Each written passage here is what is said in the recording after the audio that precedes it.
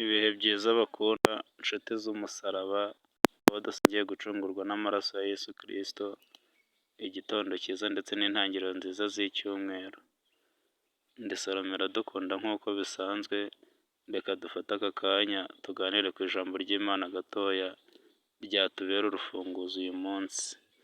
Ubutumwa bwiza bwa Yesu Kristo uko bwanditswe na Luka igice cya 18 umurongo wa 29 kugera ku wa 30, aravuga ngo arababwira ati ndababwira ukuri yuko ari nta muntu wasize inzu ye cyangwa umugore we cyangwa bene se cyangwa ababyeyi cyangwa abana kubw'ubwami bw'Imana utazongererwa ibirutaho cyane muri iki gihe no mu gihe kizaza agahabwa ubugingo buhoraho.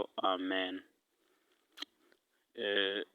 Mu by'ukuri ntabwo nifuza kuvuga ibintu byinshi kugira ngo utaza kurambirwa iyi odiyo, ariko ikintu nkwifuriza ni ukugira ibyo usiga kubw'ubwami bw'Imana kugira ngo uzongererwe ibirutaho ndetse no mu gihe kizaza uhabwe ubugingo buhoraho.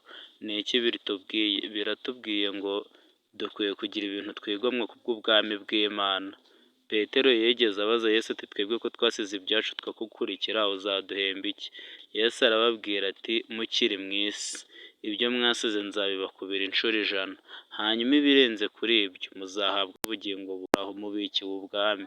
N'aha rero iri jambo rirabitubwiye, Luka yarabyanditse arandika ati umuntu wese wagize ikintu asiga, uwasize inzu ye, uwasize umugore we, uwasize bene se, uwasize ababyeyi cyangwa uwasize abana, uwasize imitungo, akagenda ibyo bintu byose akabivamo kubw'ubwami bw'Imana, ibyo bintu byose yasize azahabwa ibirutaho, azabikubirwa inshuro 2. Igishimishije kuri ibyo, ikiruta ibindi, ikinezeza umutima, ni uko atari ukubikubirwa inshuro 2 gusa, ahubwo azahabwa n'ubugingo buhoraho. Ni icyo ushaka kuvuga?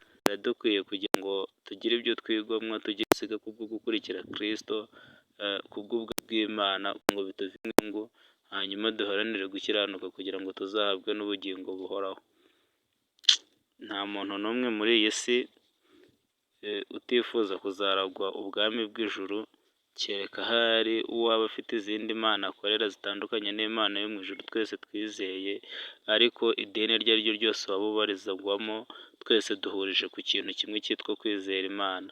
Niba ufite uwo mugambi wo kwizera Imana rurema yaremye byose, rero biradusaba kugira ibyo twigomwa kubw'ubwami bwayo, kugira ibyo dusiga, hanyuma ibyo ngibyo dusize bikaduhindukira igihombo tukiri mu isi. Imana izabidukubira inshuro 100, kandi tuzaba tubikiwe ubwami, tuzaba tubikiye ubugingo buhoraho.